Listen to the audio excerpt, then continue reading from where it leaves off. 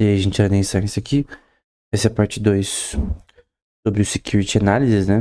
No episódio 53 a gente fez a parte um, que talvez um dos livros de investimentos mais importantes da história, né? Na verdade, né? Pra quem gosta de value investing, né? Long term investing. Buffett, o parceiro dele lá, o Charlie, enfim.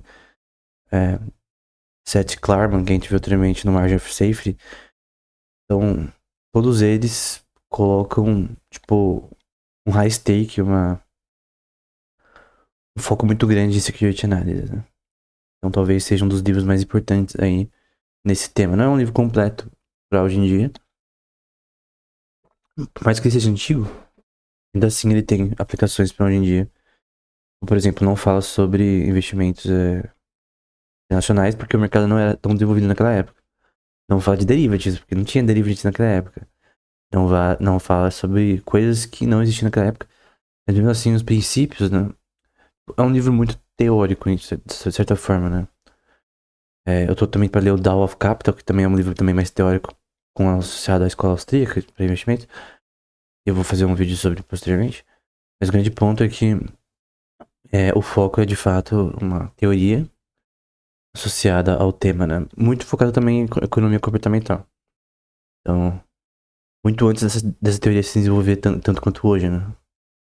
Neuroeconomia, neuromarketing, são coisas posteriores. Até porque desenvolvimentos em neurociência também e psicologia foram muito maiores nas últimas décadas. Mas mesmo assim, eles já falavam naquela época como o mercado de ações, por exemplo, é muito, além de especulativo, é muito movido a emoções das pessoas e questões que são totalmente comportamentais. Não são com base em preços das coisas, preços de ações, commodities. O mercado se move com narrativas econômicas que não são associadas a preços, enfim. Então a hipótese do mercado eficiente, em todas as suas variantes, né, está errada, né? Na minha opinião, os mercados não são eficientes e o preço reflete apenas parcialmente informação sobre o sistema. Então, revela informação, mas não toda. E até as causas dos preços às vezes são difíceis de entender. Embora bom economista vai saber. Então, eu vou falar sobre alguns pontos que o livro coloca também, além dos que a gente viu anteriormente. Por exemplo, ele vai falar sobre os sources of investment, que é as fontes, né, de investimento, como o próprio investidor, um banco comercial, um banco de investimentos, uma firma, como uma bolsa de valores, como o New York Stock Exchange, que naquela época estava desenvolvendo ainda nos níveis mais modernos, né? Um, um setor de auxílio, né? De uma trust company, ou meio que uma empresa que dá, não dicas, né? Que gerencia investimentos de alguém, né? Principalmente de alguém mais rico. Tipo um hedge fund, que eu acho que naquela época não tinha ainda. E um conselho mais independente de alguém, talvez. Enfim. Então, tem uma coisa chamada Retail Investor, né? Que é o cara que é mais. O cara que, por exemplo, usa aplicativos, usa softwares, mas ele não tem uma relação tão profunda como um cara que tá lá dentro de um. Não só de um trading floor, mas de uma empresa que realiza essas coisas. Porque quando você faz num software, tem outro lado que tá fazendo essas operações para você. Mas um retail investor é mais alguém independente que não tem uma correlação tão grande com parte real ali de fazer as operações rolarem, né? Mas esse é o ponto. Tem uma parte que fala sobre high yield bonds, que é junk bonds, que até na parte que a gente viu outra vez. E uma coisa que um dos caras que escreveram um prefácio tem vários prefácios para cada capítulo da sexta edição, né? Por isso que ela é muito boa. Cada capítulo tem um prefácio de um autor moderno. Então, da opinião moderna naquele capítulo.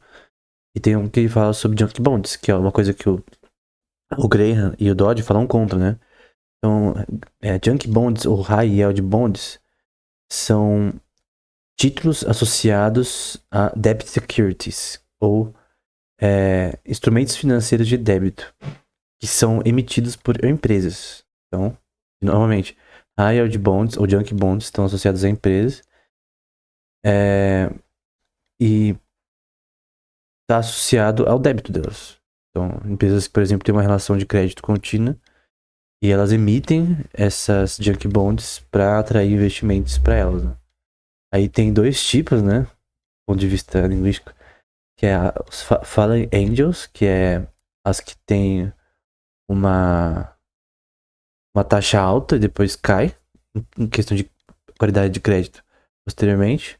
Que essa seria a possibilidade de firmas que fazem isso, né? Que colocam lá o credit rate, tipo AAA, AA, A ou B. Quanto pior a letra, né? A, B, C, pior é investimento, né? E o Rising Stars, que é aquela que era ruim e se tornou boa, né? Investimento de qualidade. Essa qualidade, esse crédito, ele é medido pela possibilidade de pagamento, né? Mesmo com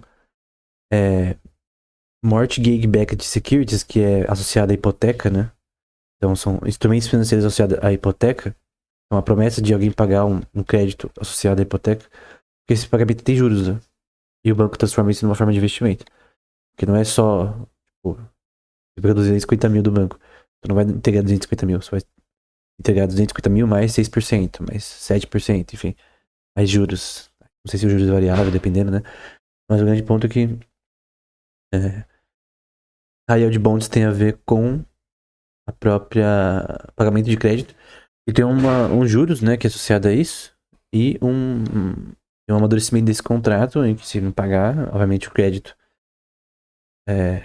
da empresa vai, ou da startup vai diminuir, né? Então, era AAA, vai ser AA, A, B, porque o investimento de qualidade, ele vai sempre ser pago, né? Porque se você vê que a empresa tem mais possibilidade de pagar esses juros, questões de que ela é uma empresa que tá crescendo e tal, por isso que ela tá com esse problema, você consegue ver de fato, no fim você tem que analisar a empresa, né? Que aquela empresa consegue pagar aquilo e que você vai conseguir ter um retorno. O problema é que a possibilidade de pagamento da empresa pode ser variada, né?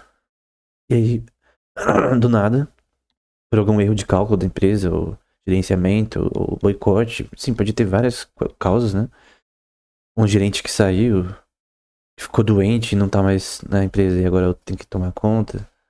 Várias coisas podem fazer uma high yield bond diminuir seu valor, o que vai fazer afetar a possibilidade daquele crédito ser pago e no fim a qualidade da bond em si, do título, e você vai se ferrar. Então você tem que conhecer muita empresa pra investir em junk bonds. O próprio autor vai falar sobre esse tema com mais propriedade. Nesse prefácio que eu citei, é falado sobre isso, sobre como tem formas de você investir em yield bonds, né? High yield bonds. O cara, né? O cara lá tem, que é de um hedge fund, ele manja do tema e diz que no prefácio, né, que não é tão assim. Tem formas de você contornar esses problemas, né? Esses aparentes problemas de high yield bonds. Então, esse é o ponto dessa parte, né? E tem muitos autores, eu não vou citar todo o nome de todos os autores, né? Um deles, por exemplo, é o Ezra Merkin, que ele vai falar de um dos capítulos, né? Então, uma coisa que eu achei legal, ele falou do tal do mito do Wall Street, né? Que vai falar que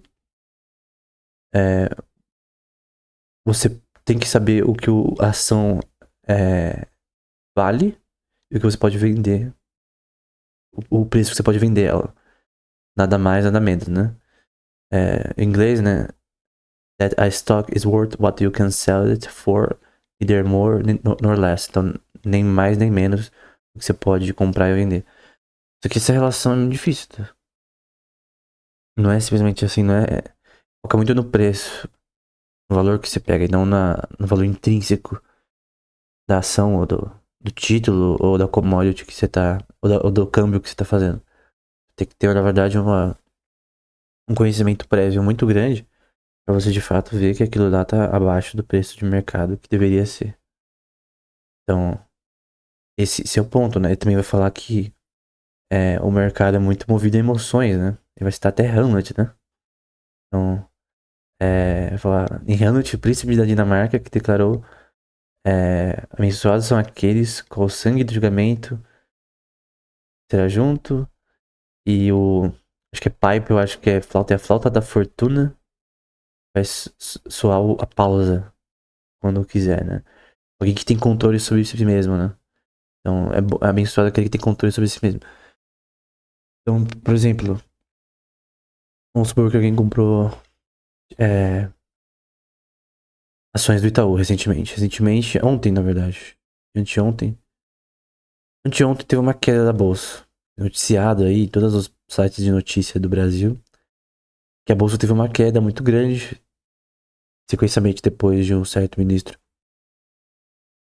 falar uma merda ali contra os Estados Unidos, e fazer uma ação contrária na questão Magnitsky, né, que não vou entrar no mérito aqui, e a bolsa caiu, a Ibovespa. E eu tava vendo, especificamente a ação do Itaú, e tava caindo também. E depois voltou ao normal no outro dia, mas aí tem que ver posteriormente. Mas os bancos do Brasil estão com problemas. Eu especificamente vendo história de bancos e coisa do tipo, não uma história só recente, né, antiga de bancos, livros do Rothbard e outros autores. Eu vejo que banco não é uma forma de investimento legal, porque sempre dá merda, né? Às vezes com informação que você não tem. Então eu vejo HSBC, eu vejo UBS, na Suíça, eu vejo vários bancos, bancos no nossa Suíça, na Alemanha também, associados à crise de 2008, né? CDOs e tal. Eu vejo muitos problemas em bancos, né? Banco, na minha opinião, não é uma forma de investimento segura, no geral. E também o controle do Estado sobre bancos também é muito grande, né? Você pode ver o que aconteceu com o Bank of America nos Estados Unidos na época da crise, 2008. Que basicamente foram obrigados, né? Teve um agrado ali pro CEO e tal, mas ele foi meio que obrigado a fazer um merger com uma empresa falindo. Que nunca o banco se recuperou, né? Porque, cara, o caramba, você tá tendo um colosso de fracasso na fazer um merger. Tipo, o merger, a fusão normalmente é com uma empresa boa, né? Tá, pra somar, né? Não pra piorar. E os Estados Unidos mesmo que obrigou a fazer um merger, eu acho que é o Bank of America. Imagina que tinha ações no Bank of America. Tipo, demorou muito pra voltar ao normal. Ficou baixo por muito tempo, cara. Até hoje nunca se recuperou em relação a antes de 2008. Esse é o nível. E era um banco privado, não era um banco público. Então, esse é o nível de controle que os Estados Unidos têm sobre os bancos do seu país. E o fato que isso acontece, por exemplo, no Brasil também, que você tem controle jurídico, né, sobre os bancos de uma forma. É, nessa questão do Magnitsky, né? Pode ferrar todo mundo. Cara, se o banco não tiver no Swift, cara, pode fechar, mano. Se o banco sair do Swift, acabou, cara. Acabou. Tu tem que entender que o Swift permite que você realize transações com bancos ao redor do mundo. Tu tem que estar no Swift. Então, eu também tenho relação de código, né? Não sei se não sei qual é o código do Swift usado agora, né? De programação. Mas é toda uma relação intrínseca com outros bancos ao redor do mundo. Tu tem empréstimos ao redor do mundo, que acontece continuamente entre bancos. Investimentos de securities ao redor do mundo. Se você não tem acesso ao Swift, basicamente, tu fecha o banco, cara. Tu joga ali no. Não existe banco autárquico hoje em dia. A gente não tá no Velho Oeste, né? Tem aquele banco lá no meio do nada, tem o dinheiro lá guardado. Aí ele faz empréstimos entre bancos ali na própria região, ou nem faz, né? É só um banco de depósitos. Não existe mais. Todos os bancos hoje de depósitos, infelizmente, se juntaram com de investimentos. Nos Estados Unidos, por exemplo, a Glass-Steagall Act foi mudada nos anos 90, juntou banco de investimentos e depósitos. Então, não é só depósito, né? Nenhum banco hoje em dia no Brasil ou no mundo, que eu saiba, é somente depósitos. Pelo menos, assim. Tem fintech que é só de depósito, enfim. Eu tô falando do banco no geral. Banco grande. Banco internacional. Então não é só depósito. Se é só depósito, acho que dá pra fazer um bem bolado, mas... Você é um banco de investimentos também, você também tá usando como colateral seus depósitos para investimentos, infelizmente, né? Algo também que bancos não deveriam fazer. Mas o grande ponto é que você vai destruir o setor bancário. Basicamente põe a falência, porque não tem como continuar, principalmente com moeda fiat. É lixo, né? Os bancos dependem de transações internacionais para manter o Trasgo, que é a moeda fiduciária, funcionando. Ela só- A moeda fiduciária só funciona porque você tem um sistema global de empréstimos e de shadow banking que permite isso. Senão não funcionaria. Pô, quando sempre um país sozinho fazia moeda fiduciária na história, França, colônias americanas, enfim, em toda a Europa, nunca funcionou.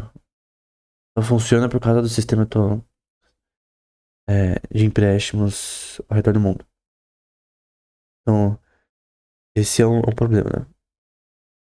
Então, eu creio que bancos sempre são um problema, mas eu creio que nesse ponto do Itaú, ele tem uma. Eu já vi o reporte financeiro desse ano, do ano passado, na verdade, do Itaú.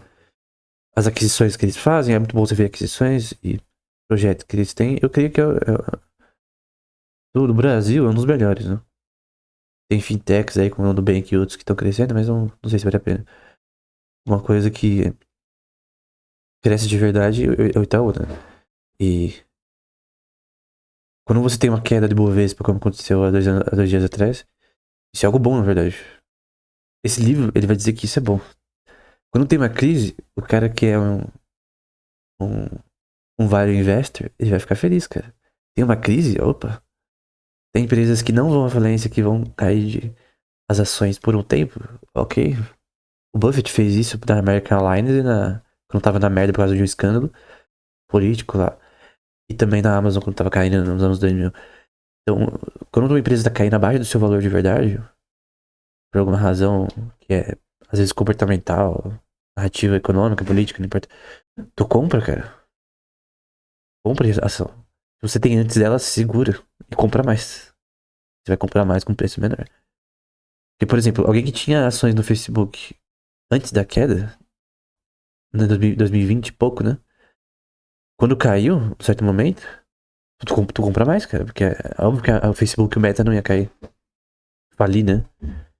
Seria muito improvável que o Meta falisse, né? Principalmente com tantas subsidiárias que eles têm e valor de mercado. Porque o Facebook não é só o Facebook em si, mais como era, tipo, há 20 anos atrás.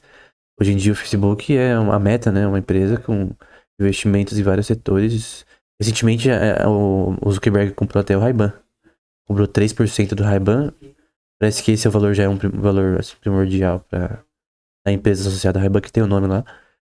E o objetivo do Facebook, da Meta, comprar o Ray-Ban é por causa de óculos inteligentes que eles estão tentando emplacar e ter propriedade sobre o Ray-Ban, uma marca de óculos, né? Não o leverage deles, em vez de criar algo do zero, né? Eles já têm uma marca bem estabelecida para criar algo nesse setor.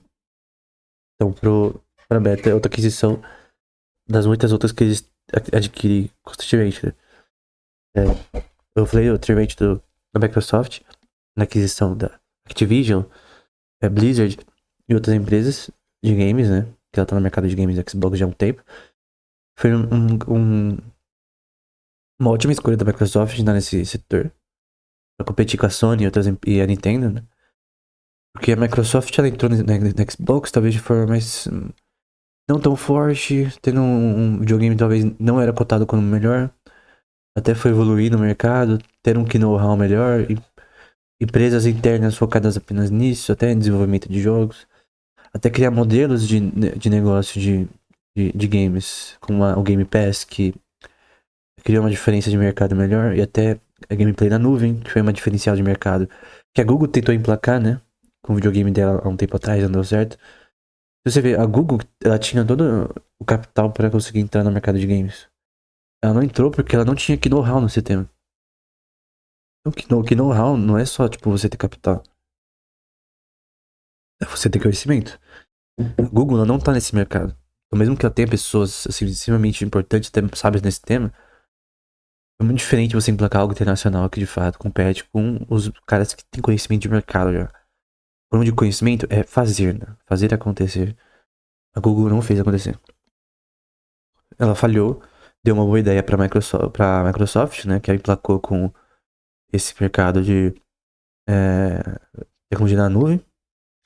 E deu muito certo. Então, deu muito certo. Então, o grande ponto é que quando uma empresa está na merda, você compra. obviamente você não vai comprar uma que vai falir. Tô falando de uma empresa que é boa e tá numa situação ruim por algum motivo. Então, enfim. Tem uma coisa também que eu queria falar que é chamada Preferred Stock. O que é um Preferred Stock? O estoque preferível. É diferente de comum estoque, que é o estoque comum. O estoque preferível, ele é associado a income da empresa, a faturamento da empresa. Então, o cara que tem esse tipo de ação preferível, ele tem preferência em pagamentos de dividendos e preferência em liquidação da empresa futura. Então, ele sempre tem preferência associada ao faturamento da empresa. O estoque comum, ele dá um acesso que o preferred stock não dá, associado à votação da empresa. Então, tu quer ser um maior acionista e comprar a empresa ou de repente ter uma participação no board da empresa. Então, tu pega o common stock comum para você ter possibilidade de votação. Então, essa é a ideia. E também vai falar uma parte sobre o problema de dividendos altos, né? Normalmente ele vai falar, por exemplo, da General Motors e do Citigroup, que são bem famosos. Como em certos contextos, dividendos altos não são algo que mostra algo bom da empresa. Que ela tá percebendo. Normalmente a pessoa fala, a empresa está pagando muito dividendos, é porque ela tem mais. Ela tá tendo mais lucro, né? Ela tá tendo tanto retorno que ela paga dividendos. Não necessariamente. De repente ela quer segurar investidores porque ela tá na merda. Ou porque ela quer agradar os investidores por algum motivo que não seja tão benéfico assim.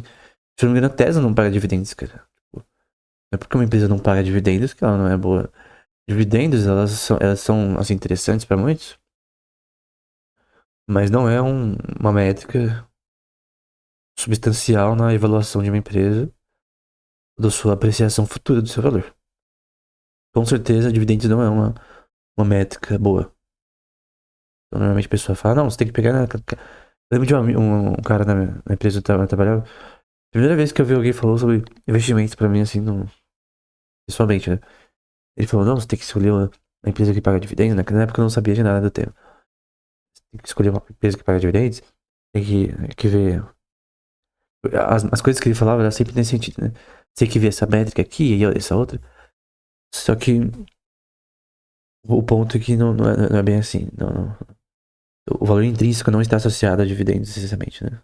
Não é uma métrica tão boa. Assim como o EBITDA também não é uma métrica boa. Porque depreciação e amortização é um custo contínuo antes dos ganhos.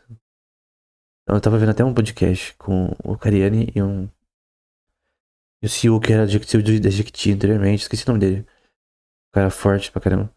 O podcast dele. E ele tava falando sobre EBITDA, né? Ele tava falando de EBITDA de empresa de academia. E o Cariani tava tentando falar que não, tal pessoa associada agora a Smart Fit gastou não sei quantos milhões e vai ter 30% de lucro. Aí o cara do outro lado que era o host do podcast, ele tava falando, não, cara, eu vou pegar aqui. Não é possível ter 30% de lucro numa academia. E aí, tipo, é nessa específica, tá? É óbvio que outras academias, né, nunca vai ser 30% de lucro. 30% de lucro é coisa pra cacete. Não é normal você ter 30%. Deixa eu ver se eu acho ele aqui. Eu tava vendo até outro episódio hoje. Vamos ver se eu acho o nome dele. Porque o nome dele não está aqui. Eu vou ter que pegar um vídeo anterior. Lázaro. Lázaro Ramos? Lázaro do Carmo, na verdade. Lázaro Ramos, não tem nada a ver. Lázaro do Carmo, é o podcast dele. Teve um com o Cariani que foi há um dia atrás. Ele tá falando de EBITDA, né? No fim do episódio. Eu até marquei no comentário fixado no fim. Se vocês quiserem ver. Aí o Lázaro tava dividindo o EBITDA, né? Não, porque o EBITDA da empresa vai dar uma depreciação de 50 mil por mês, 500 mil ao ano, mais ou menos. Não, 45 ao mês e 500 mil ao ano. E que isso seria um custo contínuo pra relação de lucro futuro da empresa. Só que essa depreciação, cara, tipo, ele falou que do ponto de vista contábil, tudo bem. Mas essa depreciação de máquinas, por exemplo, da academia, é uma coisa que lá é subjetiva também. Tipo, mesmo que você falar, as máquinas vão depreciar daqui a 10 anos tanto. Depende, cara, qual máquina, qual marca? Tu acha que tem marcas que duram mais e outras que duram menos? E se o meu custo de manutenção não for tão alto e é, e essa depreciação não for tanto? Até o Canadian falou, não, o custo não é 45 por mês, 500 mil ao ano, mesmo de uma academia grande. Eu acho mais fácil você ter valores com base nas mesmas máquinas, na mesma infraestrutura, com o mesmo flow de pessoas usando de outras empresas e você comparar a depreciação contínua delas. Quanto eles gastaram de depreciação ao ano real? Porque você fala, eu vou ter depreciação de tanto ao ano no futuro. Isso é uma estimativa que é subjetiva. Por mais que você tenha dados, é subjetiva. Tu não sabe qual marca é, tu não sabe como que vai ser cuidado daquele equipamento, tu não sabe se o custo de manutenção não é tão alto assim. Eu tenho várias coisas que a depreciação é um custo contínuo, mas ele não é depois dos ganhos. Ele é antes dos ganhos e ele é um custo contínuo e que não afeta a relação da empresa futura. Essa visão não é minha, tá? A visão do Buffett e do próprio ganho de Dodge. Aí.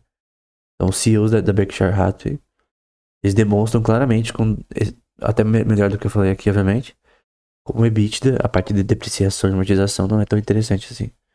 A amortização é mais para empresas petrolíferas e tal. Coisas como depreciação de commodities e tal, de hidrocarbonetos. Mas o grande ponto é que EBITDA não é tão importante assim, cara. EBITDA não é importante, na verdade. Eu sei que de ponto de vista contábil deve ser, mas não é tão relevante quanto parece. Então, esse é um ponto importante. Então, na página 360 vai até dizer, né, tem 3 pontos, né? Comprar em tempos de depressão e preços baixos. Então, quando a bolsa de valores está na merda, é a hora que você compra. O índice, por exemplo. Vamos supor que você quer investir no índice. Você compra no índice e tá na merda.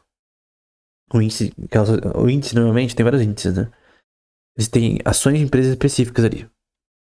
Pode ter várias coisas, mas eles têm coisas específicas ali. Então, por exemplo, as 500 maiores empresas. SP Index, né? Ou a Dow Jones, por exemplo. Enfim, tá apostando no mercado.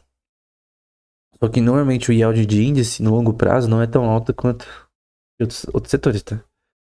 Não necessariamente tu segurar um índice por 20, 10, 30 anos vai dar bom. Então, guarda isso daí, né? Índice, no fim, também você tá apostando é uma análise de mercado, né? Uma especulação. Não é algo que o Value Investing vai ver como algo primordial da teoria. Eu já vi o Buffett, eu acho que falando bem de índice, mas eu uso como um prefácio, porque tem um livro chamado. Eu até esqueci o nome, tá no meu Instagram. Que é do cara que criou o índice, né? E é um livro vermelho, por sinal. Não sei se é o The Little Book That Beats the Market. Como investe, uma coisa assim, mas enfim. Tá no meu Instagram. E obviamente o cara que criou o índices, né? Ele vai falar bem do índices. Eu creio que índice é legal, mas no fim é uma aposta de mercado, né? No caso, eu creio que você compra o índice somente quando tá na merda. Tu não, tipo, vai acordar hoje. Eu vou investir em índice, daqui 6 meses eu vendo. Só que, cara, por quê? Qual é a razão? Tu viu uma queda de histórica da bolsa? Que você tá querendo fazer o índice? Seja uma bolsa japonesa, uma bolsa chinesa, uma bolsa coreana. Tá caindo? Caiu? O basic tenet de value investing, né? Tipo, a coisa mais primordial é você comprar coisas quando estão na merda. Até no mercado imobiliário também é assim. Tu compra uma propriedade que ela é boa, só que ela tá na merda. Não compra quando ela tá bombando. Então você não compra um restaurante que tá bom. Compra um que tá na merda, porque você vai ter apreciação naquele terreno. Tipo, apreciação relacionada ao que você pagou. Então você reforma aquilo ali, você pode vender por mais. Às vezes você nem vai usar o restaurante. Tu compra um na merda, todo cagado. Tu reforma, tu vende. Ou se tu faz outra coisa ali, tu vende terreno de repente. Então, as pessoas não entendem que, cara, na bolsa de valores, tu perde, às vezes, coisas pra sempre. Agora, se chama Absorção de Capital pelo Fritz Machlup, né? Que é um cara da teoria austríaca muito bom. Escreveu um livro sobre mercado internacional de ações, por exemplo. E o seu capital é absorvido. Cara, se seu restaurante que você comprou explodir, cara, se só sobrar terra ali, a terra ainda é preço. E você pode vender no futuro. Pode construir outra coisa ali, enfim. Tu entende que você não perde aquilo? Aquilo, tipo, a não ser que você seja aquele cara do Dragon Ball, que é o cara. Que tem Shinhan, ele faz um triângulo com a mão, ele. No céu, né? Ele tem um ataque que a Terra faz um quadrado, um losango na Terra. Losango não, perdão. Um retângulo na Terra, até pra baixo. Se você fazer isso na sua Terra, aí de fato você vai ter um custo pra preencher essa Terra de novo. Essa é a única forma de você perder valor na Terra. Pô, sei lá, eu acho que é impossível, né? Não sei se tem seja uma terra de cultivo, né? Uma fazenda que geologicamente foi depredada, erosão, coisas no solo que vão impossibilitar o cultivo, né? Tirando isso, cara, não tenho o que falar, cara. Você. A não ser que seja uma casa em condições precárias, né? Do ponto de vista geológico, né? Num morro, que é barro, né? Que não deveria ter construído ali.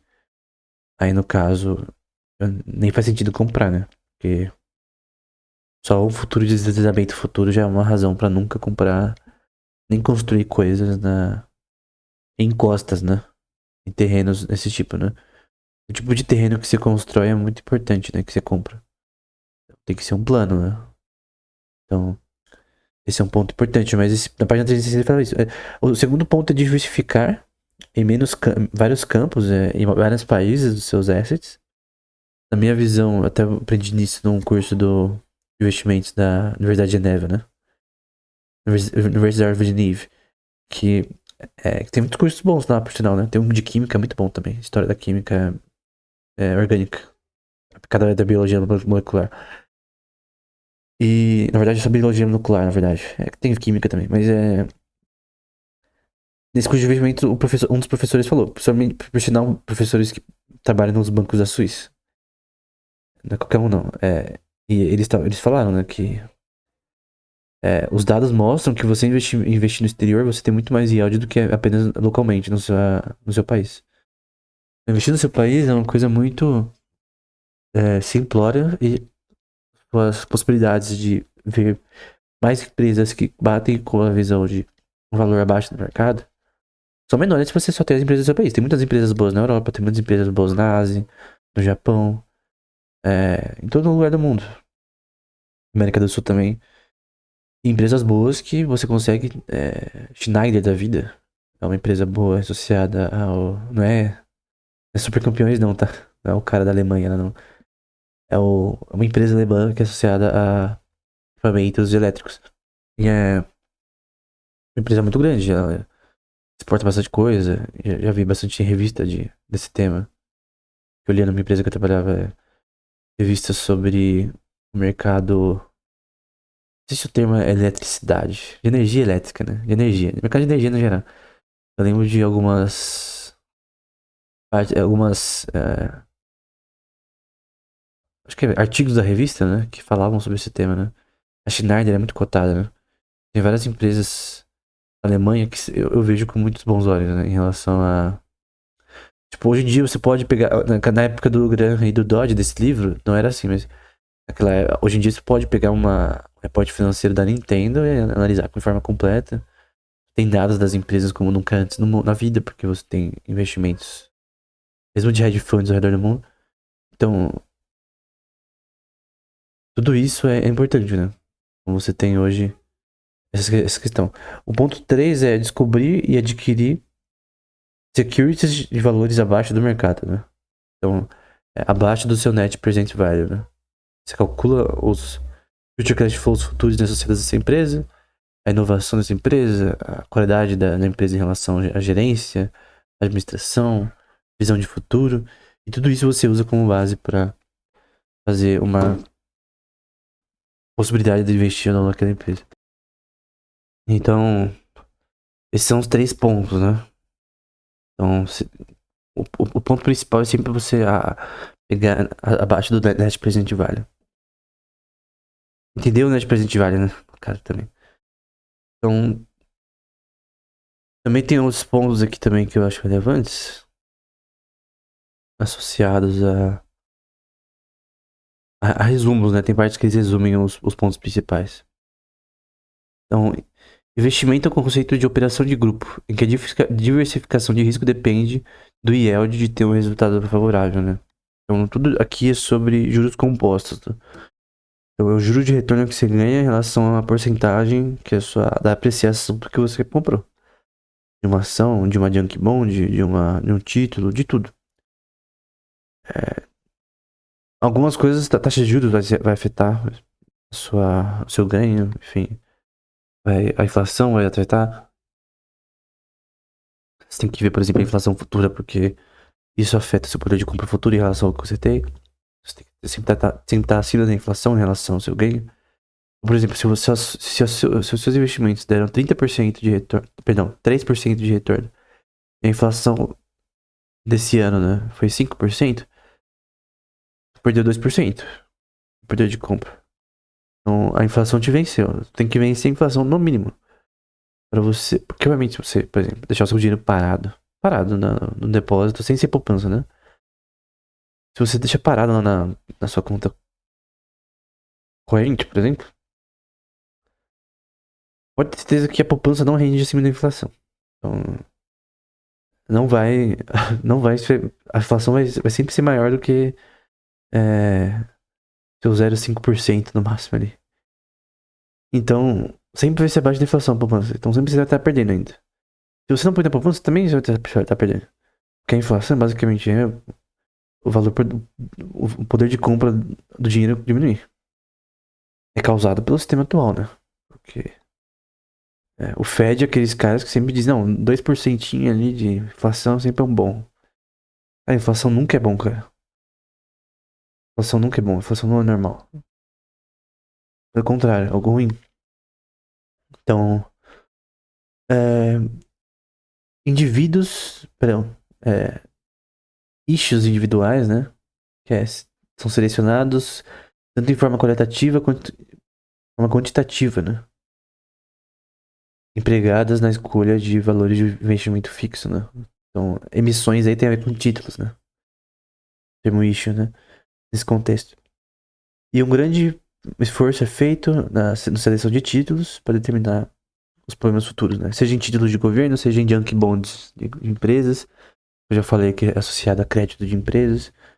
Enfim, tu tem que ter se você vai investir em high yield bonds, municipal bonds, que high yield bonds é de empresas, municipal bonds é para investir em municípios, né? Não municípios necessariamente, coisas de um estado, por exemplo. Investir em uma construção que vai ter numa prefeitura de tal país. Então, também é um investimento associado a crédito. Eles vão pagar esse crédito? Talvez. Se tem corrupção, de repente, não, enfim. E esse crédito é associado a um pagamento para a empresa. A empresa vai entregar a obra.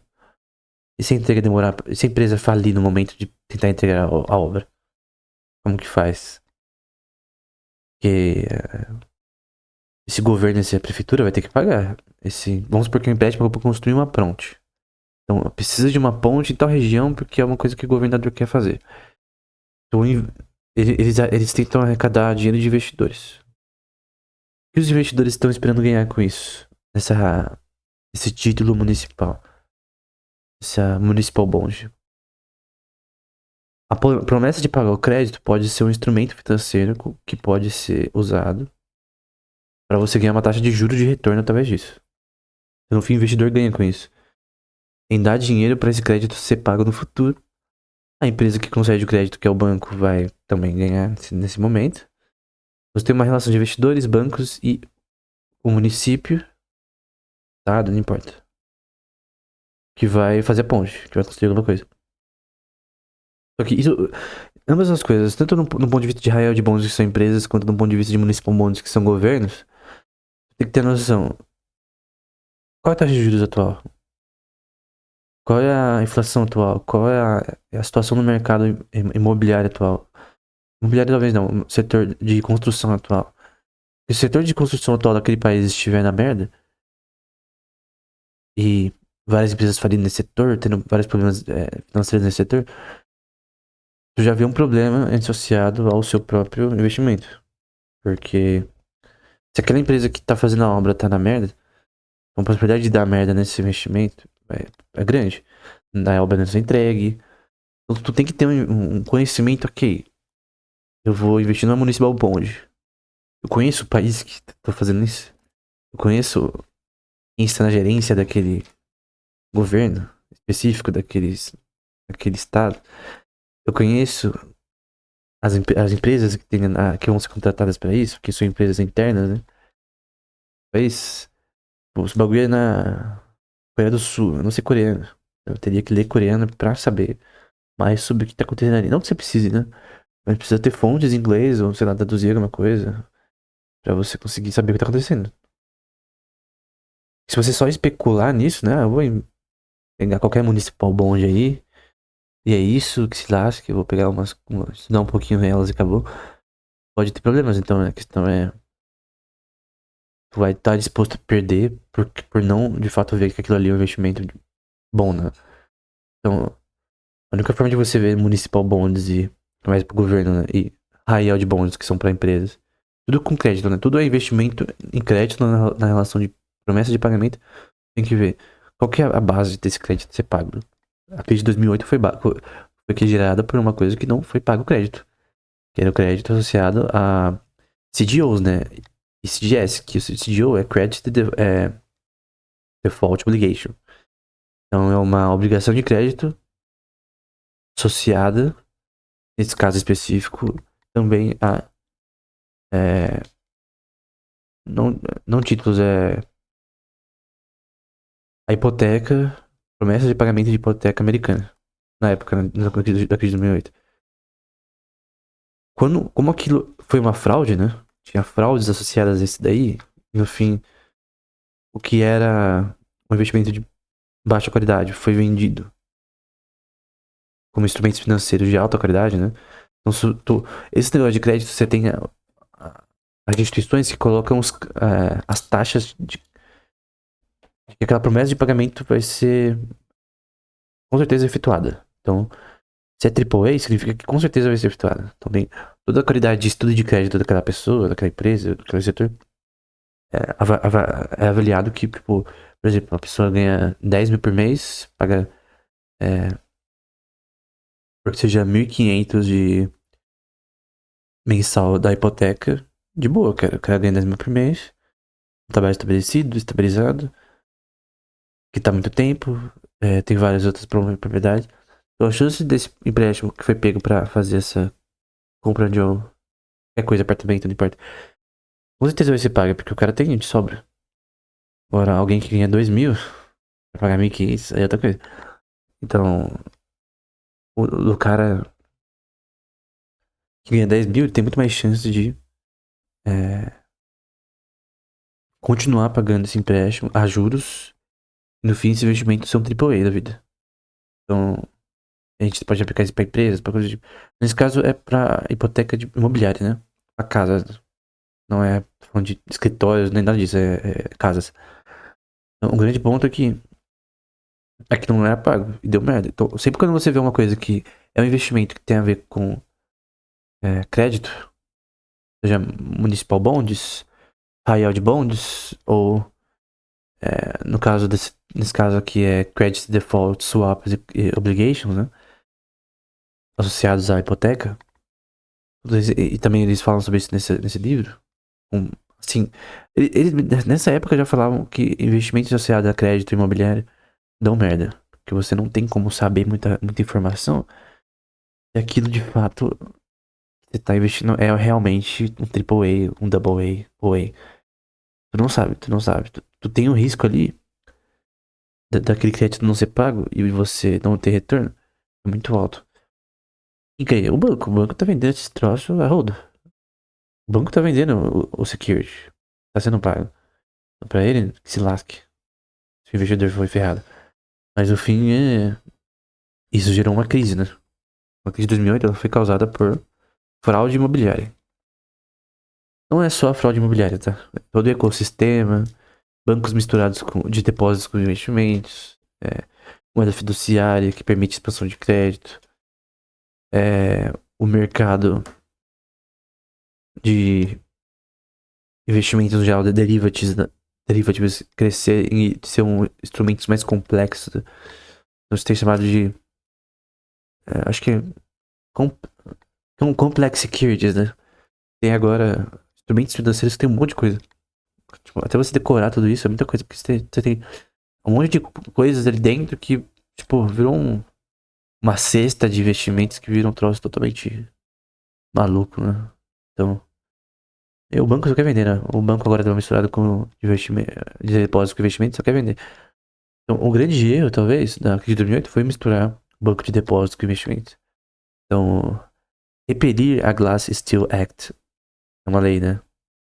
Que separou os dois pós-crise de 1928 nos Estados Unidos. Pós a Grande Depressão. Por sinal, foi causada pelos próprios bancos. Então foi criada essa lei que separou os dois e depois juntou de novo nos anos 90. Uma década depois, praticamente, crise. Então, você já viu como foi uma legislação muito bem feita, né? Nossa, de fato, melhorou o país. Os caras estavam falando que tem que fazer essa legislação porque todos os países do mundo estão fazendo isso. Na Europa, a gente vai ficar competitivamente mais fraco. Bom, parabéns, né? Destruiu, destruiu o mundo por um tempo, por sinal. Só não destruiu porque os governos de cada país lá da Europa também, dos Estados Unidos, fizeram bailout, né? Eles pagaram os bancos para não falirem. Parabéns também, vou bater palma aqui.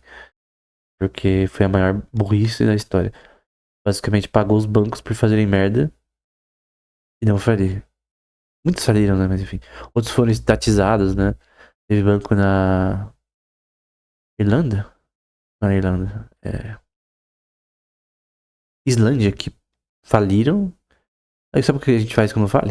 Ah, vamos estatizar agora agora o banco é estatal. Então quer dizer, não fale. A gente pode segurar o débito até o infinito além. O banco estatal também é uma merda, tá? Porque basicamente ele pode expandir o débito quanto quiser. E faz, além de ter inflação maior possível, dá a possibilidade do país se vai ter mais débito. Isso é um problema pro país em si, do ponto de vista monetário, né? Então, é uma merda. Banco estatal é uma merda. Aqui ele também fala elementos também associados a tipos de ações específicas, né? Por exemplo, que é a taxa de dividendos. A gente vai para outro assunto aqui. Fatores de faturamento. Earning power, né? Então, ganhos que a empresa tem. Esquece a EBITDA, tá? Ganhos que a empresa tem. Lucro líquido, esse tipo de coisa. O mais importante é o cash flow, né? Que é o que é mais difícil de você esconder é o cash flow. É o fluxo de caixa. Então, o fluxo de caixa é uma coisa muito importante. Dependendo da empresa, né? Se for indústria, é diferente. A taxa de dividendos, né? Que a gente já falou, não é tão relevante assim. Mas é um dos elementos do ponto de vista de uma empresa. Vamos supor que você queira empresas que têm dividendos, você tem que também olhar para questões da sua balance sheet, né? Na sua questão contábil, né? Do reporte financeiro.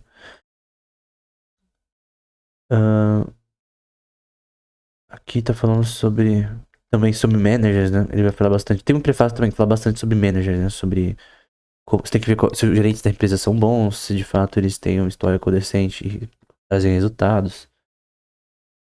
Coisa do tipo. Vai falar um pouco aqui sobre dividendos novamente, né? Página 385. A taxa de dividendos é o dividendo anual pago por ação que você compra, né? Expressado ou em dólares ou uma porcentagem de $100 a par, né? Aí o earning rate, que é a taxa de ganho, é o tanto que é ganho por ação, né? Earnings per share, que eu já falei que não é tão importante. E o dividend ratio, dividend return, o retorno de dividendos, ou yield de dividendos, é a razão, né? Uma divisão do dividendo pago pelo preço de mercado. Então, quanto foi pago em preço de mercado. Página 385. E uma coisa que vocês vão falar também é sobre impostos de dividendos. No Brasil não tem no momento, parece que eu tive algumas notícias nesse ano, em março, falando sobre isso, né? No momento não é taxado, mas tem países que eles taxam dividendos, né? Então, por exemplo, vamos supor que eu vou investir em uma empresa da Alemanha. Vamos supor que a Alemanha é outro país da Europa taxa dividendos. No momento que eu for receber esse valor na minha conta, você vai ter uma taxa associada a esse investimento. Então, se meu yield foi 5%, vamos supor, dessa ação, ou do grupo de ações,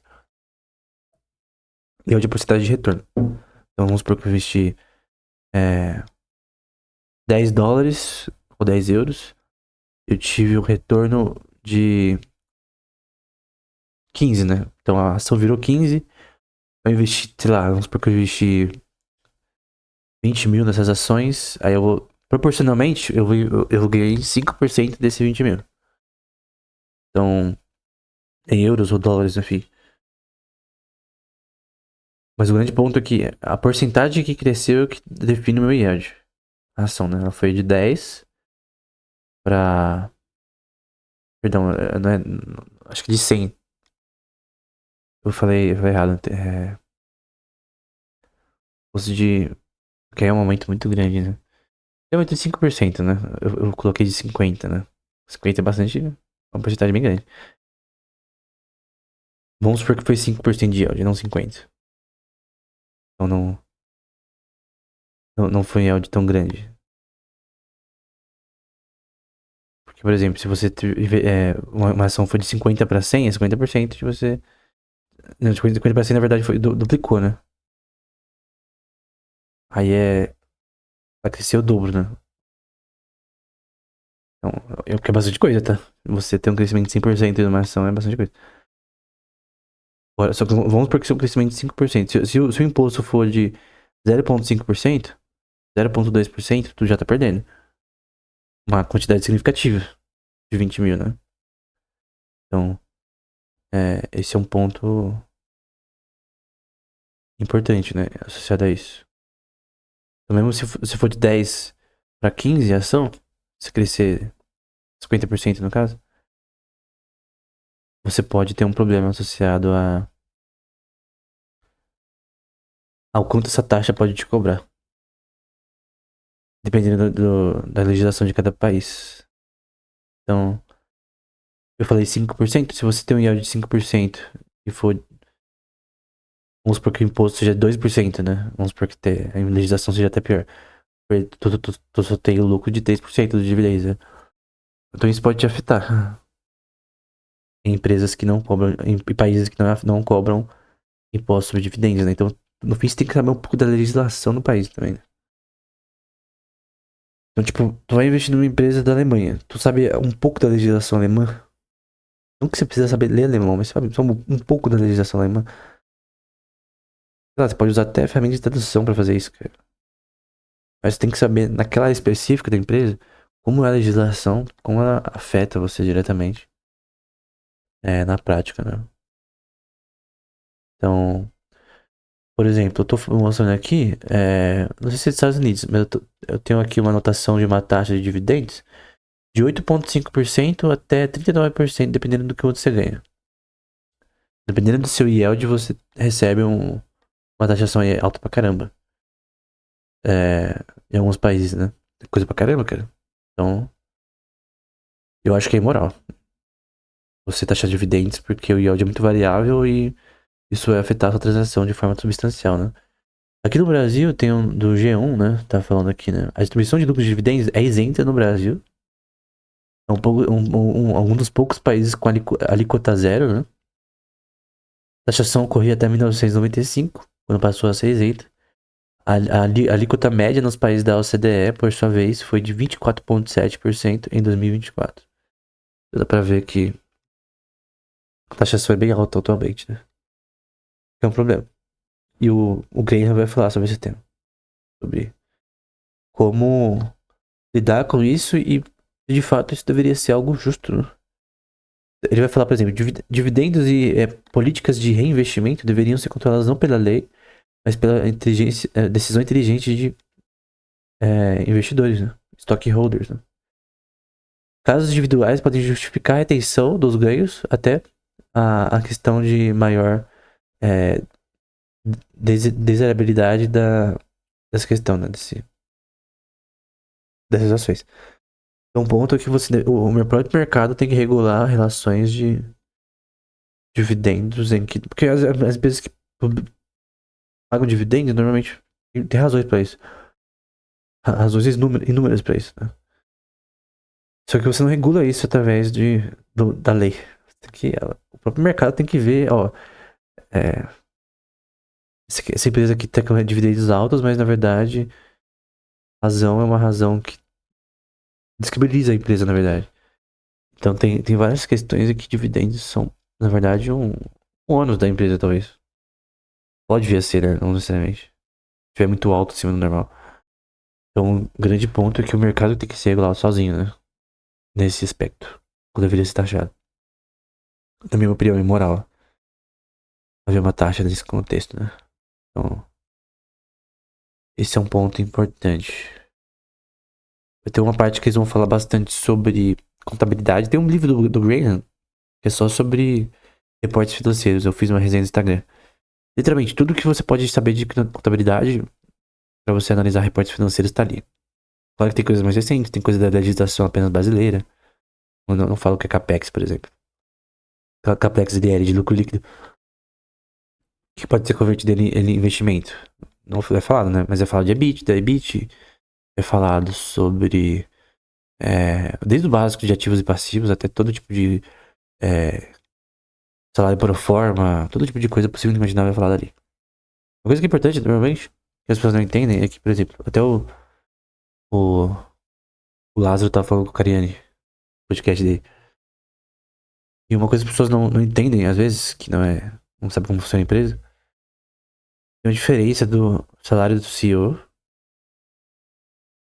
do dono, né? E. Esquece CEO, do dono, né?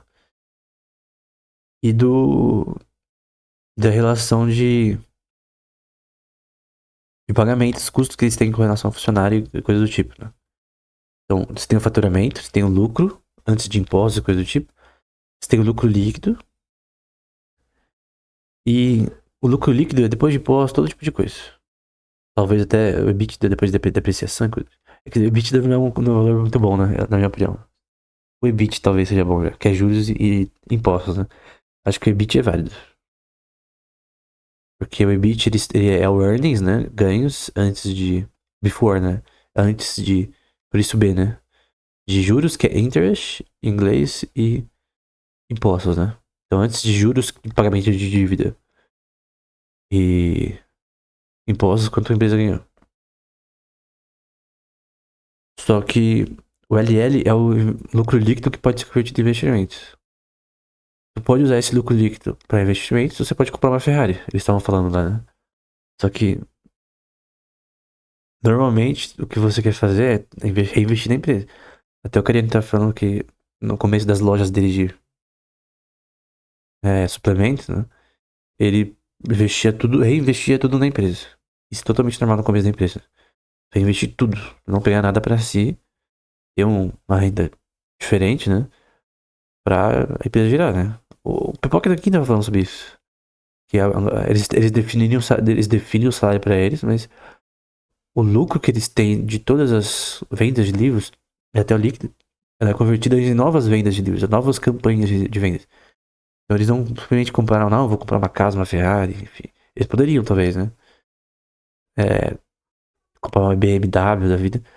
Mas eles preferem reinvestir coisas, lucro líquido na, na empresa, reinvestir na empresa, do que ter salários mais altos, necessariamente. Então, entre 3 sócios ainda. É uma editora de livro de. É aquele livro, né? Eles publicaram um livro do Eric, né? Que eu quero comprar também. O do Bram McMorne, por exemplo. O Solomon Kane, eles publicam livros também.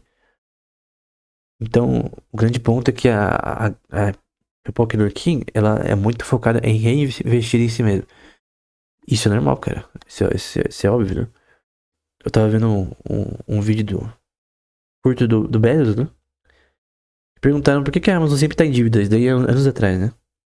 Aí falou, é normal que as empresas, até grandes empresas, estejam em dívida continuamente. Porque você tem que ter reinvestimento, você tem que pegar mais juros de empréstimos, mais empréstimos, na verdade, né? Pra reinvestir na empresa, fazer crescer, escalar. A empresa sempre tá em dívida, sempre tá pagando coisas, sempre tá fazendo contratos novos, né? Isso é normal. É normal que empresas estejam continuamente, mesmo no vermelho. O YouTube sempre esteve no vermelho, por sinal. Porque o YouTube tem um custo muito alto de depreciação. Ele tem um custo muito alto porque o YouTube tem servidores ao redor do mundo para rodar os sistemas deles, não é na nuvem. Então tem um custo para novos servidores, para melhorar a qualidade desses servidores. Cara, tem vídeos de 10 horas sendo publicados todo dia por um canal. E isso é muita coisa de giga, cara. Onde você armazena? Esse daí tá armazenado em algum lugar. Fisicamente. Tem várias cópias ao redor do mundo desses dados, né? O YouTube teve muito custo, né? Até pra crescer os seus ativos. E não sei como conseguiram, né? Acho que agora eles têm retorno, né? Mas pra a empresa dar lucro, né? É que também é uma empresa de acionistas, né? É capital público que eu criei. Mas é. Não, acho que no capital não é público, nem lembro mais. Acho que não. Eu tenho que ver aqui qual empresa que eu fiz pro YouTube. É da Google, se não me engano, né? Que é de capital aberto. É. Obviamente, a Alphabet, né? Mas o grande ponto é que ela demorou pra dar lucro. Só que hoje em dia, principalmente com a vida de propaganda e tal, pessoas utilizando mais YouTube que TV, o crescimento foi exponencial, né? E hoje em dia acho que não tem nenhum competidor à altura, né? Enfim. Eu tenho várias coisas aqui sobre também, sobre essa questão de contabilidade, né? Você tem que saber ler reportes financeiros. Alguém quer entender ações. Aí você pode falar, não, mas eu sou do Forex e Commodities, cara. Mas é bom você saber. Eu acho que ninguém que é só do Forex e Commodities não investe em ações também, cara. Tipo, eu acho que é impossível. Cara, não, eu sou foco em Commodities, eu não tenho nada na Nvidia, na Apple. Eu duvido, né? Então, mas se você quer ler, sabe, entender como ler esses negócios, você tem que ver o livro do Graham sobre reportes financeiros. Tem uma coisa também, que o Financial Statements, que é o livro do Graham, fala. Tem vezes que o reporte financeiro ele mente. Tem formas contábeis de você meio que enganar o seu investidor do ganho real ali. Então, existem técnicas de contabilidade que podem meio que falsificar coisas. Você tem que saber técnicas de contabilidade até pra você entender de fato aquilo ali é aquilo que está sendo como calculado, né? Por exemplo, no final são statements, ou acho que não sei se é pro forma, mas tem uma técnica de contabilidade que é mais subjetiva, que ele fala que é lixo. Então, tem coisas que podem ser lixo. Até eu posso ver no Instagram depois. Depois eu vejo no Instagram. Coloco talvez na descrição, né? Então tem formas de contabilidade que podem fazer a empresa ser mais do que parece, ou até menos do que parece. Então é bem interessante. Então você tem que ver a correlação de lucro da empresa, ativos, passivos, é, quanto ela gasta de impostos no setor, porque varia de setor para setor. Enfim, imposto de importação, tarifa, relações de depreciação, lucro líquido, que é o net income, é, enfim, inventário, investimentos. Tem empresas como a Berkshire Hathaway que tem aquisições sendo feitas e também investimentos em títulos e ações também. E eles colocam isso no reporte financeiro deles, que eu também já li o mais recente. Enfim, por exemplo, ele vai dar um exemplo da Kraft Cheese Company, que durante alguns anos antes de 1927 fazia propaganda. Aí eles gastavam 1 milhão em propaganda na época, que é coisa pra caramba. Mas no reporte financeiro, quando eles tiveram que adaptar as mudanças da New York Stock Exchange, que teve umas mudanças ali de como a contabilidade tinha que ser feita das empresas listadas da bolsa, né? Então, pra ser listado na bolsa, você tem que seguir algumas regras, né? E quando essas regras foram implementadas, passou de o lucro de 461 mil, perdão, passou de 1.071.000 para 461 mil. Então você vê, mudou as regras contábeis, foram agora mais restritas para empresas que queriam ser parte da bolsa e diminuiu menos que a metade.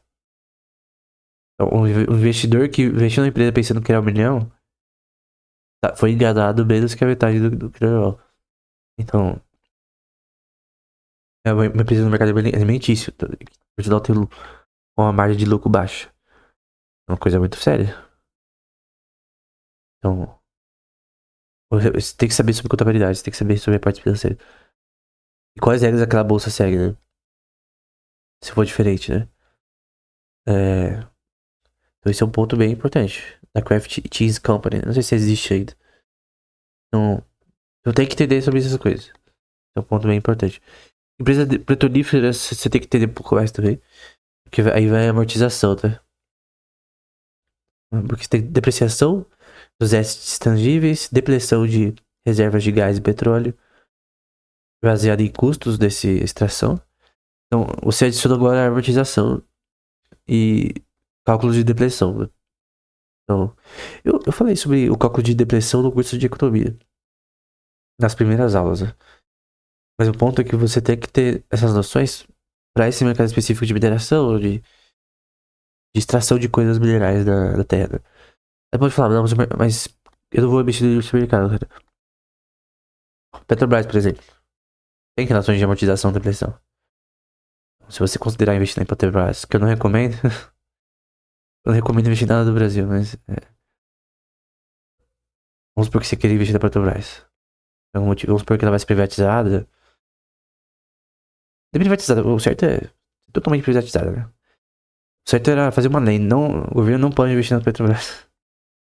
Pô, não tem ações, né? Nada, zero. Nem subsidiárias que ela deve ter ou não. Aí vamos supor que as ações dela vão subir. Aí você tem que ter essa noção, né? E se tem outra empresa ao redor do mundo, melhor que a Petrobras pra você investir petrolífica, você manja sobre o termo. Uma empresa no Cazaquistão, por exemplo, que tem reservas no Mar Cáspio ali, né? Então você tem bastante reserva, futuro, a possibilidade de crescimento lá é contínua. Pode ser um polo muito grande de futuro de hidrocarbonetos. Então você investe ali. Então você pode ver onde são os polos possíveis em que o mercado de petróleo, que é inelástico no mundo, pode crescer. Cazaquistão, Mar Cáspio. Quais lugares do Mar Cáspio, do ponto de vista geológico, tem mais hidrocarbonetos? Ou da Rússia, por exemplo, da parte da Rússia, do Mar Cáspio. O Mar Cáspio é dividido pela lei dos mares, né? E a parte que é mais, teoricamente, tem mais recursos é a do Cazaquistão. Se não me engano. Então, esse é um ponto importante de investimentos em hidrocarbonetos, né? Custo de drilling, né? De você extrair da terra o negócio. Aí vai citar o caso da Maryland Oil, em 1926, sobre os reportes de lucros de empresas de petróleo, oil companies, né? Que são dependentes em políticas de contabilidade com respeito à amortização. Então aí você entra a amortização, não é mais só depreciação. Tem amortização associada à capacidade de tempo médio e de entrega de você perfurar a terra ali e roubar e gerar petróleo. Perdão, desculpa, hidrocarbonetos, crude oil. O que você lidera é o crude, é o petróleo cru, né? É hidrocarboneto. Isso é transformado em gasolina, em querosene, diesel. Tem uma. Eu mostrei no curso de economia como funciona. Tem uma câmera lá que divide lá por temperatura. E depois você tem as partes ali de químicas de você separar cada um, misturar com outros componentes. Dando uma forma de produção. Mas o mais importante é você tirar da Terra. Eu sou da teoria que a Terra não tem recursos escassos, tá? Aí vai pra geologia. Eu creio que a Terra ela renova recursos periodicamente. Essa é a minha. É, é um achismo, né? Eu estudei pouco de geologia, pra ser sincero. Mas do que eu sei, do que eu já li sobre, eu creio que tem sim razões para ter renovação de recursos naturais.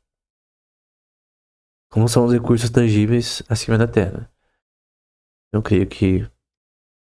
Eu não creio que. Eu não acredito em reservas de gás natural finitas no mundo. Eu acredito em taxas de renovação dessas reservas. O que pode acontecer é a taxa de renovação ser mais baixa do que a taxa de consumo e de tirar do solo, né? Aí eu não sei. Aí tem que ser um geólogo. Tem muito coisa pra saber de geologia, né? E tem essa noção de que tem reservas escassas no mundo, né? Tipo, no futuro vai faltar. Não sei. É. Aí um Sejão do Foguetes pode responder de forma melhor. Mas o ponto é que você tem um custo de até conseguir uma relação temporal de conseguir recursos. Porque às vezes você não consegue tirar hidrocarboneto da terra, né? Com tanta frequência quanto antes. Aí você tem que fazer estudos, formas, técnicas de conseguir mais continuamente. Então, a amortização é um ponto muito importante no petróleo. E você tem que ter esse cálculo no reporte financeiro da empresa de petróleo. Então, se você for ler um reporte financeiro de uma empresa petrolífera, tu tem que saber como é o cálculo de amortização e depreciação nesse setor e saber como funciona naquela área. Então, é uma parte muito importante para quem quer investir em empresa petrolífera, porque esse é um dado relevante, muito para a empresa. Aí do setor de mineração também, você tem que ter essa questão. Aí, mudando de assunto, tem o que é chamado de regra geral, né? Então, o valor intrínseco do common stock, de um valor estoque comum, precedido por convertible securities, né? Securities convergíveis, ou sujeito a diluição através do exercício dessas ações. O que é uma convertible security, né? É um título, normalmente, ou o estoque preferível, que é aquele que tem a ver com não votos da empresa, pode vir a ter, mas você desiste de votos da empresa, mas você tem sempre recebe dividendos primeiro. Ou a liquidação da empresa também sempre vai primeiro para você. Então, o, quando é um instrumento financeiro convertível, tu pode converter a diferentes tipos de instrumentos financeiros. Por exemplo, tu pode converter esse preferido estoque para como estoque. Então, tu não quer mais ter preferência agora em faturamento da empresa. Você quer só ter o, o estoque comum, padrão. Pode fazer a convergência. A questão é, quando você faz essa convergência? E nesse livro eles falam bastante. Quando você faz a convergência? Ou se você deve ou não fazer a convergência. Ou se você deve fazer a convergência quando você tem um leverage, né? Quando você tem algo que te beneficia, né? Em relação a essa convergência, né? Aí vai ter outra introdução na parte 6. Que vai falar sobre future cash flow. Às vezes fluxo de caixa futuro é calculável, né? Vai falar de novo sobre questões de você ter margem de segurança. Que margem de segurança é uma coisa que na verdade não é tão real. Por mais que é um termo muito usado em Vale Invest, né? Às vezes a margem de segurança é uma coisa totalmente subjetiva. Então, nunca vai ter uma margem de segurança real. Você vai ter possibilidades de margem de segurança com base no seu conhecimento. Aí vai falar sobre vários temas aqui, eu vou até pular essa parte. Eles também vão falar sobre working capital, né? E working capital, eu tenho que pegar aqui a referência para ver a definição. Working capital mini. Então, working capital é o tanto de dinheiro e ativos atuais que a empresa tem depois de todos os seus passivos. Né? Então é ativo menos passivo na prática, né? Ativos atuais. Então, ele vai falar um pouco sobre o working capital. Você tem que ver primeiro quanto é investido de capital na empresa, Qual é a condição financeira em relação a working capital dela? Qual é o lucro líquido? E o LL, né? No Brasil é o Capex LL, que é o lucro líquido que é convertível para investimentos. Esse é um termo que eu vi no podcast lá do Lázaro Ramos, né? Lázaro Ramos não. Lázaro. O cara do Carreiro, né? Esqueci. Lázaro do Carmo. Lázaro do Carmo. A sua estrutura de capitalização, como que ela faz dinheiro, né? Enfim, seus sources of revenue, of income, que é o fontes de renda, né, da empresa. O valor de subliquidação, quando um estoque comum, né, vende de forma persistente abaixo do seu valor de liquidação, liquidation value, né? Então, ou o preço é muito baixo, ou a empresa deveria ser liquidada, né? Se a ação está muito baixa, acima do valor de mercado que ela deveria estar, você está tendo um problema, né? Então, talvez as pessoas perderam o interesse no negócio, ou simplesmente você tem algo crônico. Porque às vezes não é a razão da empresa, né? Às vezes as pessoas que estão agindo de forma irracional, tá? O mercado, ele no geral é irracional. Nem sempre os acionistas de uma empresa vão agir da forma mais eficiente possível. Às vezes eles tiram as ações de lá quando deveriam deixar lá. Então, eu lembro do um professor que eu tive, que ele falou que ele investiu na Nvidia há muitos anos atrás. Depois de um tempo desistiu. Tá? Caiu e falou, perdi dinheiro nessa merda, que se lasque. Só que depois cresceu.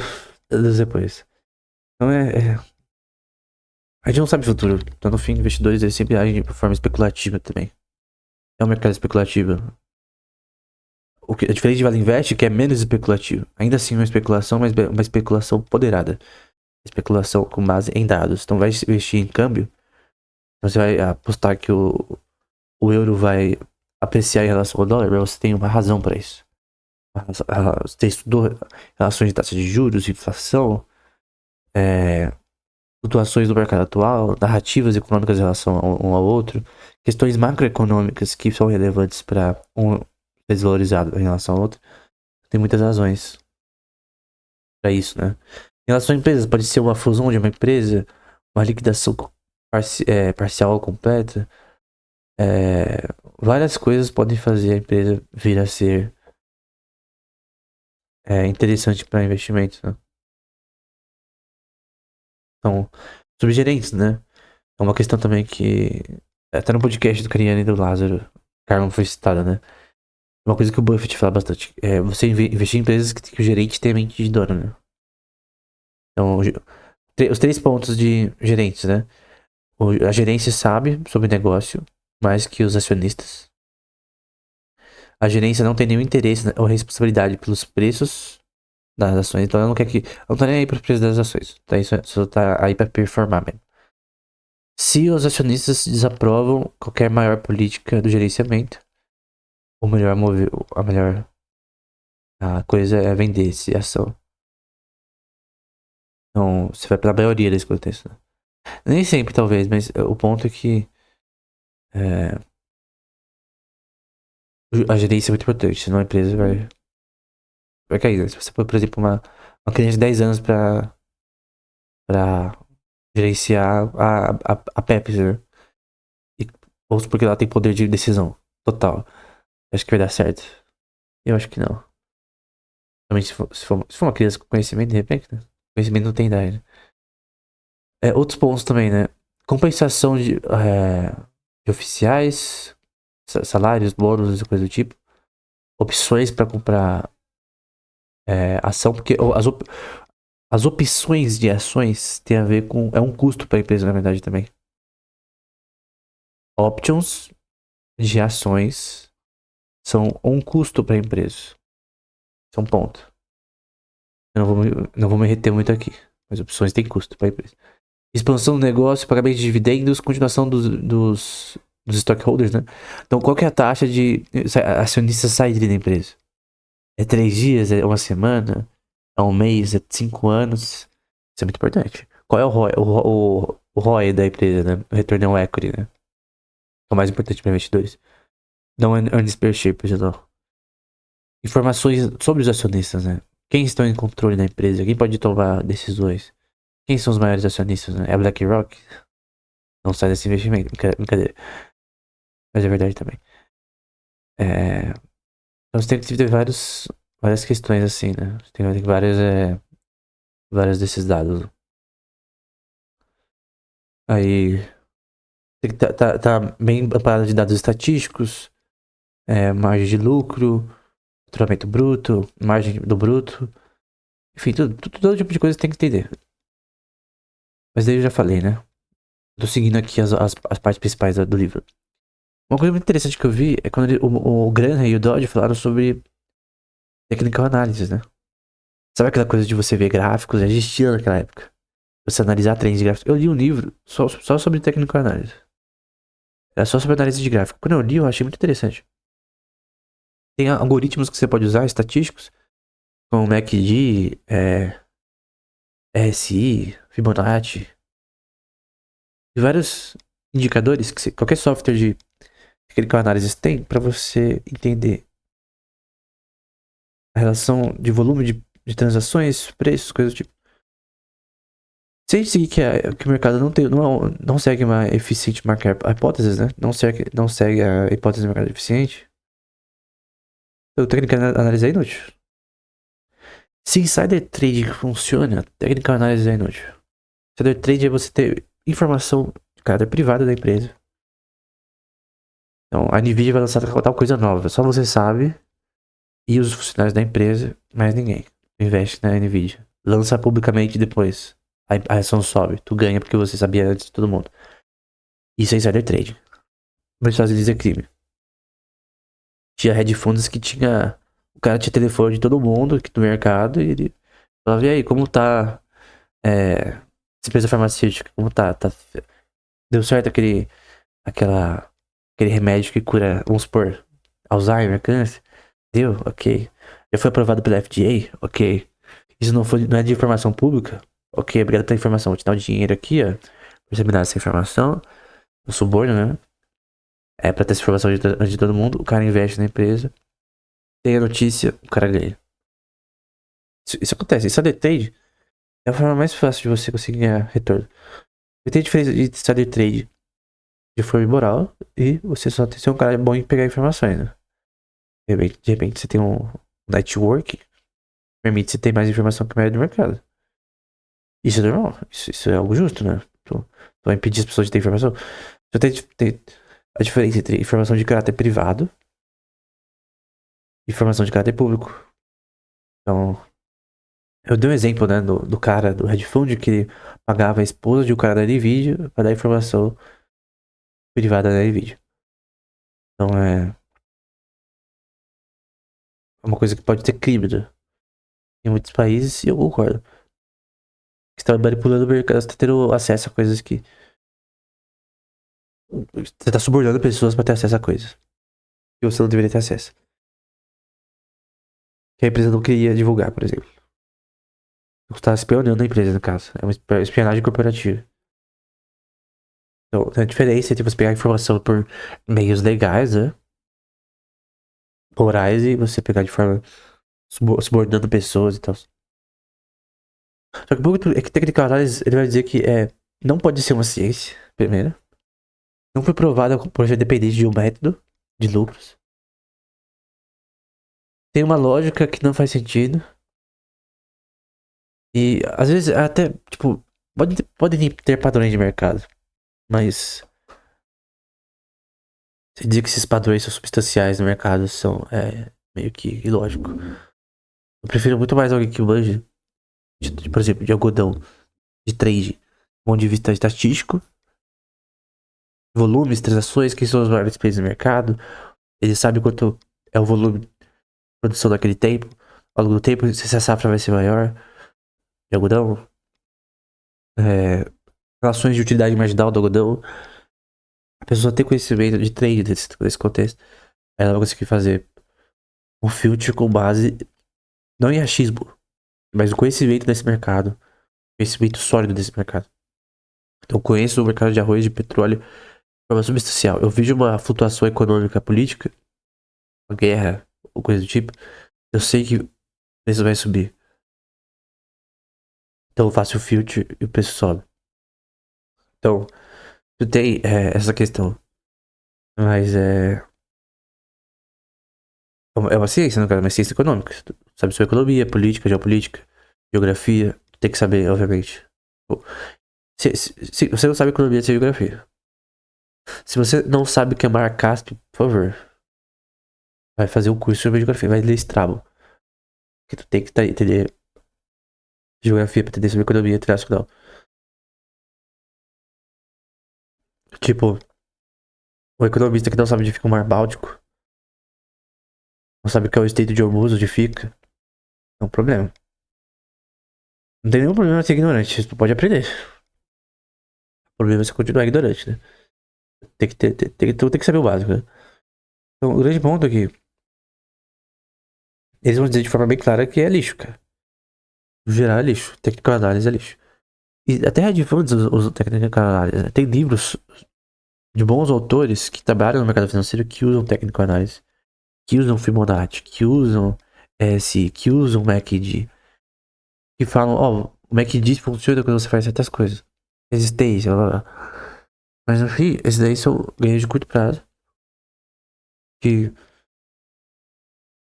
eu creio que não necessariamente são superiores a uma análise fundamental.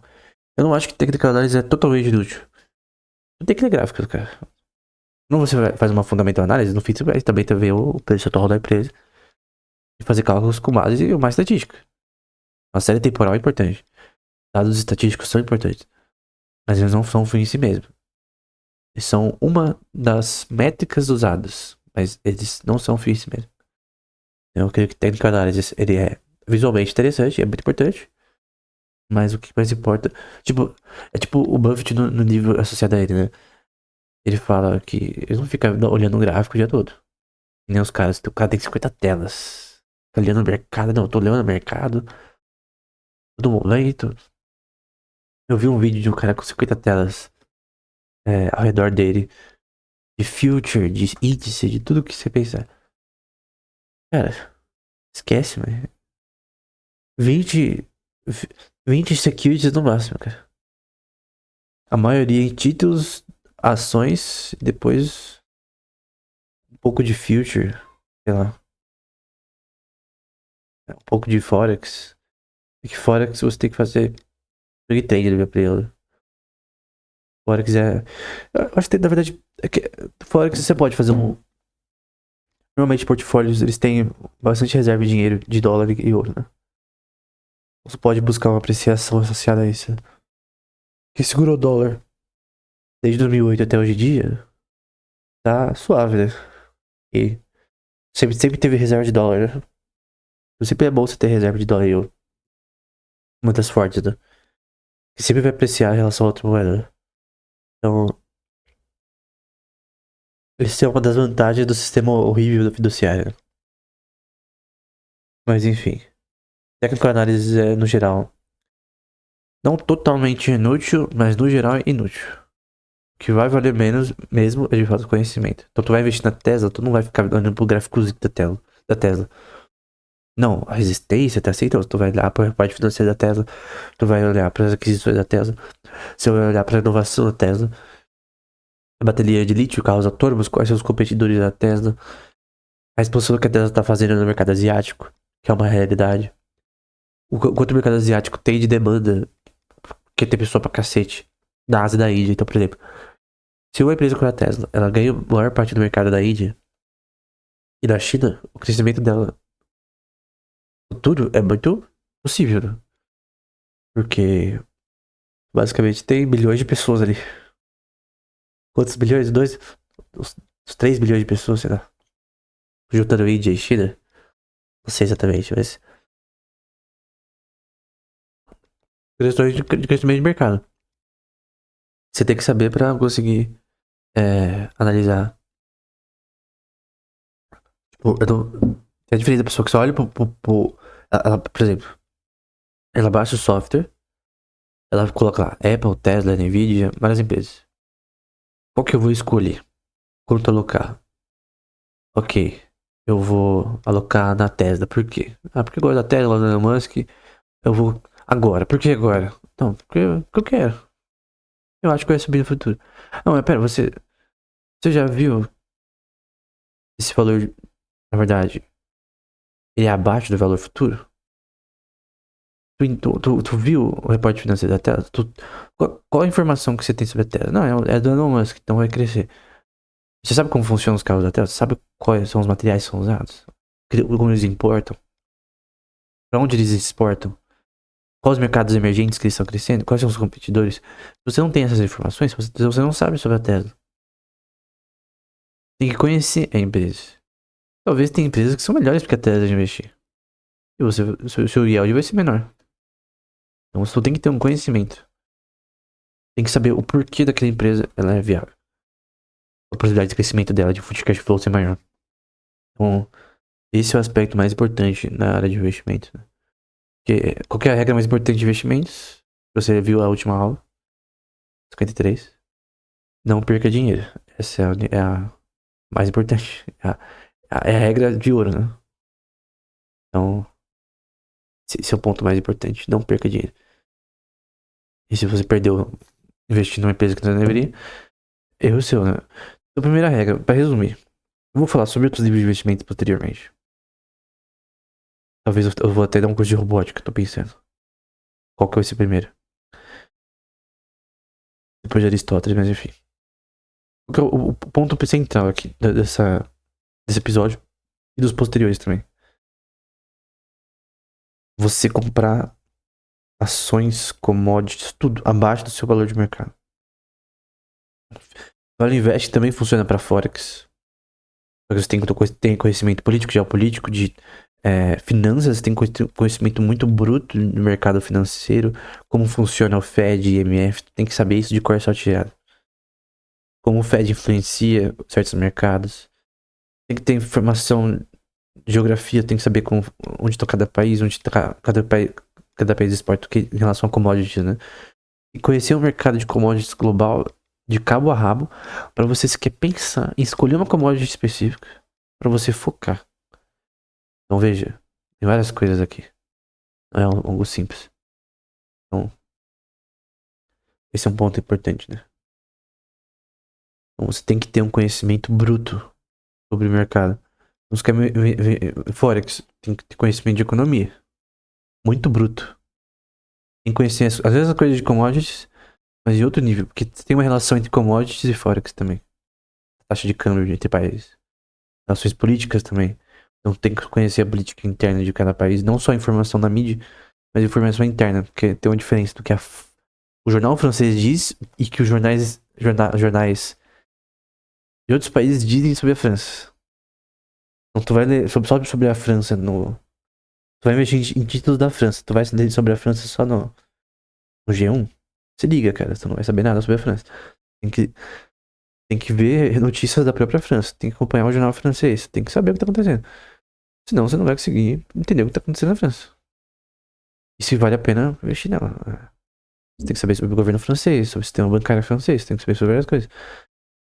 Por isso que investir fora tem que ter mais conhecimento se você for pra outros âmbitos, né? Eu falei sobre municipal bonds. É um tema que você tem que saber mais sobre o país em si. Que é uma coisa mais estadual, assim, municipal. Então tem que saber mais sobre aquele país e ter um conhecimento sobre isso. Não é simplesmente especulação. Porque especulação, basicamente, tu achuta, né? Eu acho. Aí você vai achar e vai perder, né? Aí não sabe. Aí depois tu sabe. Depois fica. Eu já vi livro, né? Que o cara tava falando que. Não, acho que não era nem livro, era um curso que o cara tava falando que o investidor novato, né? Perdeu tudo ali. Vai pra perder casa. Tá conseguindo pagar as contas por causa que perdeu muito dinheiro no mercado de ações. Mas tu via a visão dele era totalmente de curto prazo, curto e médio prazo. Tipo, o cara aprendeu o tema em 6 meses. Aí ele falou, não, vou focar nisso agora. Aí, cara, eu recomendo, tipo, se você não sabe sobre economia, nunca mexer com Forex, nunca mexer com commodities, com futures, nunca mexer com nada disso, cara. Tô falando de conhecimento, não necessariamente faculdade. tem que ter conhecimento bruto sobre isso. Se você não tem conhecimento, se você não lê livros sobre o tema, se você não sabe o que é taxa de juros, vai ficar em ações, cara. Títulos, sei lá, renda fixa, rate, cash, né? Só compra dólar aí, seguro. Simplesmente em coisas simples. Options, por exemplo. Cara, options é um mundo muito complexo, cara. Options é outro nível, cara. Options você tem que ter cálculo, você tem que ser software pra ver a, a maturação dos contratos. Tem que saber o que é um strangle, o que é um butterfly, o que é uma long call, short call. Cara, é muito mais difícil options. Não tem como. Tipo, alguém nunca. Tipo, o cara viu vídeo sobre investimento. Ah, vou investir numa option. Cara, você é maluco, mano. Você tá maluco. Você não sabe nem o que é delta, alfa. Embora eu acredite que volatilidade é inútil. Mesmo em options. Bem que eu acho que eu escrevi que não era tão inútil no momento. Não importa. Na verdade, em options é por causa que você tem um cálculo que é feito lá associado a ela. Mas no fim, o próprio valor intrínseco do instrumento financeiro, ele tá associado, por exemplo, a uma option de ações. No fim, a ação que, se ela subir ou não, que vai fazer a option ter valor ou não no futuro. Então, no fim, a option tem valores com o intrínseco que vale da ação. Então, não é só os Greeks, né? Os valores lá das options que estão associados à sua volatilidade, coisa do tipo. É estranho, porque o intrinsic value em options é diferente do intrinsic value no livro do Gann e do Dodge. Então não confunda. Mas, mesmo em options, tu tem que ter um conhecimento muito bruto. Porque às vezes você tá certo na option, mas você estruturou ela de uma forma errada. Então tu tem que saber muito. O options é o nível máximo pra mim de investimentos. É o mercado mais difícil. É mais options de futures. Aí o negócio fica maluco, cara. Aí fica maluco. Porque options te dá um leverage maior, mas também uma possibilidade de perda maior. E você tem que ter todo um esquema ali pra você ter um colateral, caso tu perca. É um negócio mais tryhard. Até mais de difícil acesso. E eu nem falei do mercado de criptos, tá? Você tem forex de cripto, tem future de cripto. Vai na Binance, cara, tem um monte de maluquice. Só que eu me distanciaria disso, porque é um mercado muito especulativo. Tu não tem fundamental análise do Bitcoin. Pô, cara, eu lembro quando o Bitcoin era $300, cara. Ninguém sabia que ia subir até esse valor atual. Tipo, é impossível. Seria impossível você saber, só Deus sabia. Não tinha como saber. É um asset especulativo, não tinha como saber que ia crescer tanto. Então, até com as questões políticas no mundo todo contra criptomoedas e tal, não tinha como você saber. Então, não era previsível. Eu não queria que tenha uma fundamental análise nesse setor. O que você pode fazer é mais uma especulação em staking de Ethereum da vida, pools de liquidez. Aí é uma coisa ali que no máximo 5% do seu capital, porque é uma coisa muito especulativa, né? Então, criptos tem um caráter especulativo. Em que a função não é fazer retorno no fim, né? Eu creio que o cripto tem outras funções. E não tem a ver com investimento. Normalmente alguém pensa em cripto, alguém fala, investimento em cripto. Mas eu não acredito em cripto como uma forma de investimento, necessariamente. Que é legal é as funções, né? Privacidade, transações digitais sem terceiros, peer-to-peer, com criptografia de uma forma totalmente diferente. Um ledger anônimo, entre aspas, né? Hoje em dia não é tão anônimo. Mas o grande ponto é que você pode sim ter investimento em criptos, mas eu creio que não deve ser substancial. Então, eu não sei se o Bitcoin vai subir ou não, mas. Sabe por que tem que subir? Tem que subir por causa que a escassez do Bitcoin ela é pré-fixa, né? É diferente da Ethereum, que tem uma. Eles podem emitir mais, né? E o burning, né? Que eles podem queimar também moedas, mas. O valor do Bitcoin é fixo, né?